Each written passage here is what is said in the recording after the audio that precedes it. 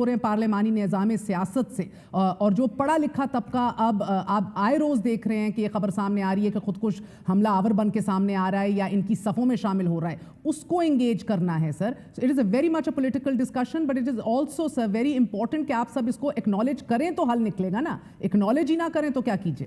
کرنا کیا ہے کہ ہم نے ان کو علیحدہ رکھنا ہے.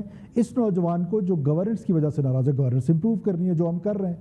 ہم نے ابھی کل میں نے 3200 نوجوانوں کو اسکالرشپس دی ہیں.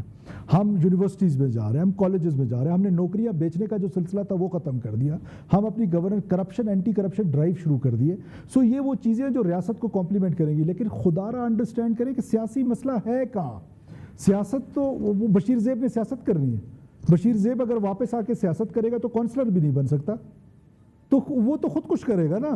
اب میں بچوں کو بلوچستان کی بچیوں کو پی ایچ ڈی کرانے کے لیے دنیا کے 200 یونیورسٹیز میں فلی فنڈڈ اسکالرشپس کل دے کر آیا ہوں اور آگے بھی دوں گا. وہ ہماری ایک بچی کو جو ایڈوکیٹ بن رہی ہیں اس کو آ کے خودکش کراتے ہیں. تو کہنے کا مطلب ہے کہ یہ جو اس چیز بڑی تھن لائن ہے کہ ہم یہ کہتے ہیں کہ ہمارے جو نیشنلسٹ دوست ہیں وی آل ریسپیکٹ دیم، اور وہ مین اسٹریم پالیٹکس کرنا چاہتے ہیں، کانسٹیٹیوشن میں رہتے ہوئے پالیٹکس کر رہے ہیں، کبھی الیکشن. اب یہ حقیقی نمائندگی کیا ہے مجھے بتائیں. 98% وہ لوگ ہیں جو پچھلے 50 سال سے جیتے آ رہے ہیں، جن کے دادا بھی جیت رہے ہیں، والد بھی جیت رہے ہیں. وہ کون ہے؟ کتنے لوگ ہیں جن کا سیکنڈ ٹرم ہے، کسی کا تھرڈ ٹرم ہے، کسی کا فورتھ ٹرم ہے. 2-3 ایسے لوگ ہیں، 4 لوگ ایسے ہوں گے جو نئے آئے ہوں گے. تو یہ کیا بات کر دی کہ ہم نے صرف، میں کہتا ہوں نا، پرسیپشنز جو ہے نا وہ ریئلٹیز سے مختلف ہے. ہم وہاں اسلام آباد بیٹھ کے بات سن لیتے ہیں اور پھر اس بات کو پلے باندھ کے شروع ہو جاتے ہیں کہ جی یہ تو حقیقی نمائندہ. کون ہے حقیقی نمائندہ؟ کیا جام کمال حقیقی نمائندہ نہیں ہے؟ کیا میری بھی دوسری نسل سیاست کر رہی ہے، سردار اختر جان مینگل کی بھی دوسری نسل سیاست کر رہی ہے. اسی طرح ڈاکٹر مالک بلوچ صاحب بھی 2 دفعہ ایم پی اے بنے ہیں، میں بھی 2 دفعہ ایم پی اے بنا ہوں. سو اینڈ سو آن، اور ہزاروں مثالیں اس طرح کی. اب سردار کیتران 30 سال سے وہاں سے جیت رہا ہے. وہ سب جو زہری صاحب ہیں وہ 4-5ویں دفعہ وہاں سے جیت رہے ہیں. میراسم کرد گیلو جو ہے، میں آئی کین نیم ہنڈریڈز جو اس طرح جیتتے آ رہے ہیں. سو یہ حقیقی نمائندہ بھی ایک شوشہ ہے. کیا جب ڈاکٹر عبد المالک بلوچ صاحب وزیر اعلیٰ تھے تو کیا یہ دہشت گردی نہیں ہو رہی تھی؟ سر جب عبد المالک، مجھے اگر آپ اجازت دیجئے سر، عبد المالک بلوچ صاحب نے ایک بڑا کامیابی سے انگیجمنٹ کا سلسلہ بھی کا آغاز کیا تھا جو ابینڈن کر دیا گیا تھا. کہنے کا مقصد سر، ماضی میں بھی ہم نے انتظامیہ کو دیکھا ہے کہ بلوچستان کو ٹھیک کرنے کے لیے. ایک منٹ پلیز مہر ایک گزارش پلیز، پہلے میں اس کو کلیئر کر لوں please. I request you please mind نہ کیجیے گا، مجھے آپ کو قطع کلامی کی معافی چاہتا ہوں. ڈاکٹر عبد المالک بلوچ صاحب حیات ہیں. ان سے ڈائلاگ کس نے کیا تھا؟ صرف براہم دق بگٹی صاحب نے. اور براہم دق بگٹی صاحب واپس آنا چاہ رہے تھے. اگر وہ آج بھی آنا چاہتے ہیں تو ہمارے دروازے کھلے ہوئے ہیں. لیکن نواب اکبر خان بگٹی کی برسی پہ، جس کو آپ 25 اگست یا 26 اگست یا سارا پاکستان یہ سمجھتا ہے کہ 26 اگست 2006 کے بعد حالات خراب ہوئے، جبکہ یہ تو 2000 میں حالات خراب ہونا شروع ہوئے جب جسٹس نواز بری کا قتل ہوا. یہ ریئلٹی، لیکن پرسیپشن ڈیفرنٹ ہے. ڈیرہ بگٹی میں تو ایک پٹاخہ بھی نہیں بجا. تو اس کا مطلب ہے کہ باقی بلوچستان میں ان کے آنے سے فرق کوئی نہیں پڑنا انسرجنسی میں یا اس دہشت گردی میں. اگر وہ آنا بھی چاہتے ہیں تو آج بھی دروازے ان کے لیے کھلے ہیں. لیکن کیا وہ الیگزینڈر دی گریٹ بن کے واپس آنا چاہتے ہیں یا ریاست کے اندر رہ کے واپس آنا چاہتے ہیں؟ سو یہ ساری چیزیں کنفیوژن ہے. اب آپ ایک آدمی کے ساتھ مذاکرات کر کے بلوچستان کے حالات ٹھیک نہیں کر سکتے.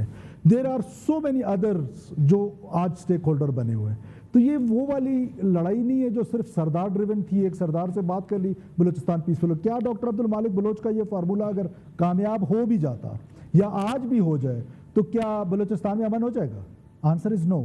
اور اگر آج ڈیولپمنٹ کی ہم بات کریں کہ ڈیولپمنٹ ریزن ہے، انپیرلل ڈیولپمنٹ تو ایشو ہے، لیکن اگر ہم اسلام آباد جتنا ڈیولپ کر لیتے ہیں پورے بلوچستان کو، تو کیا یہ سیپریٹسٹ موومنٹ یا انسرجنسی ختم ہوگی؟ آنسر از نو.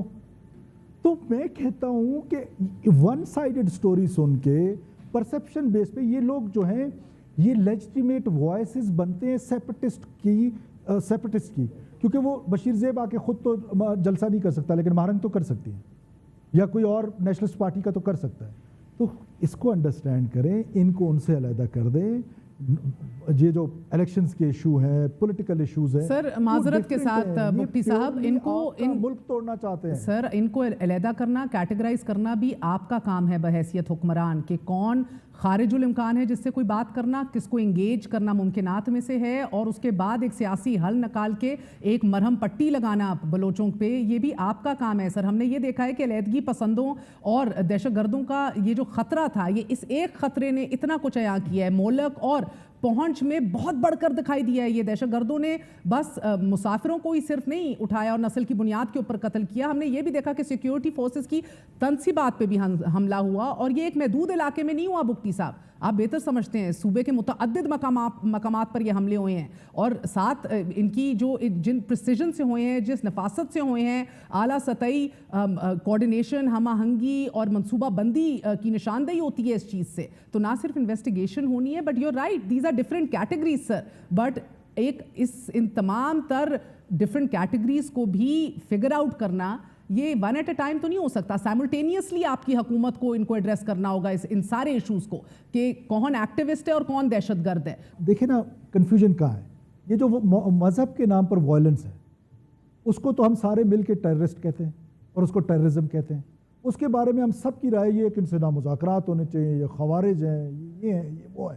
وہ کیونکہ اپنا دیوبندی مکتبہ فکر جو کہ نہیں ہے، مطلب کہ اس کا کوئی تعلق نہیں ہے دیوبندی سے، وہ کہتے ہیں کہ ہم یہ والا مذہب اپنا لانا چاہتے ہیں یا اپنا مسلک لانا چاہتے ہیں، پورے پاکستان کے سسٹم کو چینج کرنا چاہتے ہیں، ڈیموکریسی کے بجائے ایک آدمی کو امیر المومنین بنانا چاہتے ہیں اور باقی پاکستانی اس کے نیچے رہیں. دوسرا آپ کی جیوگرافی کو چینج کرنا چاہتے ہیں، اور وہ بھی وائلنس کے ذریعے، بندوق کے ذریعے. اور اس کی ریزن آپ یہ سمجھتے ہیں کہ یہ انپیرلل ڈیولپمنٹ کی وجہ سے، جبکہ وہ خود کہتے ہیں کہ ہماری ریزن یہ نہیں ہے. ہم اس لیے لڑ رہے ہیں کہ ہم بلوچ آئیڈینٹی پہ ایک ملک بنا سکے آزاد اور پاکستان سر میں بالکل ان کی بات نہیں کر رہی، وہ خارج الامکان ہے بات کرنے سے، ان کو ختم کر دیجئے، کوئی کنفیوژن نہیں ہے سر. باقی آپ باقی جو پارلیمانی نظام سیاست سے مایوس ہو رہے ہیں ان کو تو انگیج کر سکتے ہیں نا، جو اپنے حقوق مانگ رہے ہیں، جو اپنا آئینی حقوق مانگ رہے ہیں، جو right of education, right of speech, right of protest مانگ رہے ہیں، رائٹ آف ایسوسیشن مانگ رہے ہیں. سر رائٹ آف پروٹیسٹ جو ہے وہ تو بالکل ہر انسان کا ہے، رائٹ ٹو اسمبل بھی ہر پاکستانی کا ہے. اس رائٹ ٹو اسمبل کو آرگنائز کرنے کا حق کانسٹیٹیوشن نے آرٹیکل 16 میں کس کو دیا؟ حکومت کو دیا نا. ہم تو صرف اتنا کہہ رہے ہیں کہ right to assemble is your right, اس کو آرگنائز کرنے کا رائٹ مجھے ہے. پھر انٹینشن کیا ہے؟ میں آپ کو کہہ رہا ہوں کہ پاکستان توڑنے کے لیے 3 محاذ انہوں نے چنے. ون از کائنیٹک، 2 اس کے نان کائنیٹک پرانگز ہیں، ایک ہے سوشل میڈیا اور ایک ہے سوشل منوور. تو اس کو انڈرسٹینڈ کریں. ہمارے پاس سرکمسٹانشل ایویڈنسز بھی ہیں، سالڈ ایویڈنسز بھی ہیں. میں ڈاکٹر مالک بلوچ صاحب پہ کیوں نہیں الزام لگا رہا ہوں. یہ آپ اصل میں پرابلم یہ ہے کہ اس حد تک اس کو بار بار پروپیگنڈا ٹول کو، بلوچستان کا مسئلہ مذاکرات مذاکرات مذاکرات، 100 دفعہ مذاکرات، بھی دروازے کھلے ہوئے، نہ بشیر زیب مذاکرات کے لیے تیار ہے. کس سے مذاکرات کریں؟ اگر مذاکرات سے مسئلہ حل ہو جائے، فرض کریں کہ آج اختر مینگل صاحب کے ساتھ مذاکرات، کیا مذاکرات کریں ان سے؟ کہ اچھا الیکشنز جو ہیں وہ ان کی خواہش ہوگی کہ ایسے ہو جائیں، ہماری خواہش تھی کہ ایسے ہو جائیں، ہر پارٹی کو گرو کرنے کا حق ہے. یہ پہلی دفعہ تھوڑی ہوا ہے. ابھی 2013 میں اختر مینگل صاحب کی 1 سیٹ تھی، اس دفعہ تو وہ MNA بھی ہیں. اسی طرح ڈاکٹر عبد المالک بلوچ صاحب کی اس دفعہ سیٹیں جو ہیں وہ 3 آئی ہیں. پچھلی بار 8 آئی تھی، ایک دفعہ پچھلی بار 0 پہ تھے وہ 2018 کے الیکشنز میں 1 سیٹ بھی نہیں تھی. محمود خان اچکزئی صاحب کبھی 5 ممبرز لے کر آتے ہیں، کبھی 4. اس دفعہ ان کے ممبرز نہیں آ سکے. سو اینڈ سو آن. یہ الیکشنز بلوچستان میں اسی طریقے سے ہو رہے ہیں.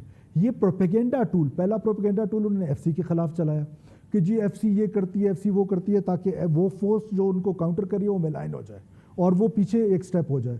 ان کو ملائن کر دیا. پھر دوسرا انہوں نے سوشل میڈیا، بلوچستان جی کسی صدی میں سوشل میڈیا سے محروم ہے، سوشل میڈیا دے دیا. وہ ٹیررسٹ ہم پر اٹیک بھی کرتا ہے، ویڈیو بھی بناتا ہے، اور سوشل میڈیا کے ذریعے پورے انہوں نے ایک سوشل موبلائزیشن بھی کر دی.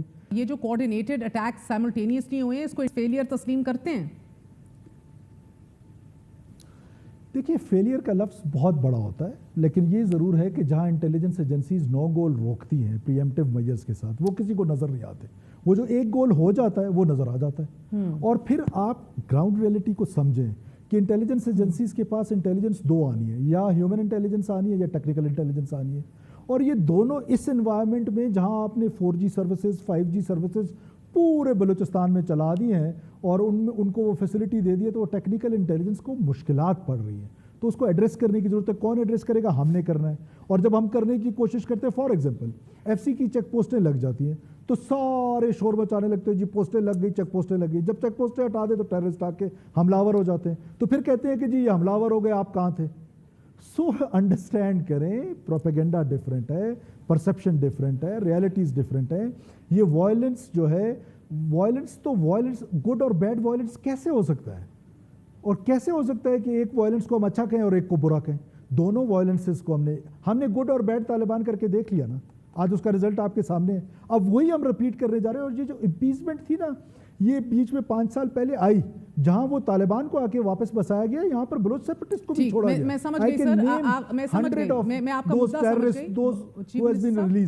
ये आखिरी सवाल बता दीजिएगा कि अब गोइंग फॉरवर्ड कुछ हटके होगा या बस ऑपरेशन में तेजी आएगी कि जो ऑलरेडी ऑन गोइंग है?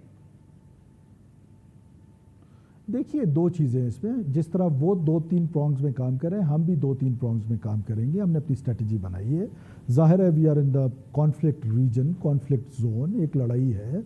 उस लड़ाई में कभी किसको जोर का मौका लगता है, कभी किसको लगता है। तो ये मैं समझता हूँ कि हमारी सिक्योरिटी फोर्सेस के अंदर कैपेसिटी है, कैपेबिलिटी है। हुकूमत के अंदर ये प्रोविंशियल गवर्नमेंट का काम है नैरेटिव, या फेडरल गवर्नमेंट का काम है नैरेटिव, या पाकिस्तान की पॉलिटिकल पार्टीज़ का काम है नैरेटिव। नैरेटिव का काम हमने करना है। उसके बाद जो सबवर्जन को रोक रहा है, अब फॉर एग्जांपल नौजवान दूर हो रहे हैं, नौजवान को नज़दीक करने का तरीका, हमने अभी स्कॉलरशिप प्रोग्राम शुरू किया। जो बलूचिस्तान का कोई भी जवान PhD करना चाहता है, उसको हम दुनिया की 200 इंटरनेशनल यूनिवर्सिटीज़ में फुली फंडेड स्कॉलरशिप दे रहे हैं। अब नौकरियां बिकती थी, हमने उसका तरीकाकार ऐसा वजह कर दिया कि अब कोई नौकरी बिकेगी नहीं, नौजवान को मेरिटोक्रेसी पे नौकरी मिलेगी। गवर्नेंस इंप्रूव करने से सबवर्जन काम होगी, और लोग जो हैं वो दोबारा ट्रस्ट करने लग जाएंगे हुकूमत पे, रियासत पे। और साथ साथ काइनेटिक जो है वो smart kinetic, IBOs, intelligence based operations, वो करके इंशाल्लाह ताला, इनकी कैपेसिटी इतनी नहीं है, मुझे यकीन है कि ये मामला जो है ज़्यादा देर तक ये सस्टेन नहीं कर सकेंगे।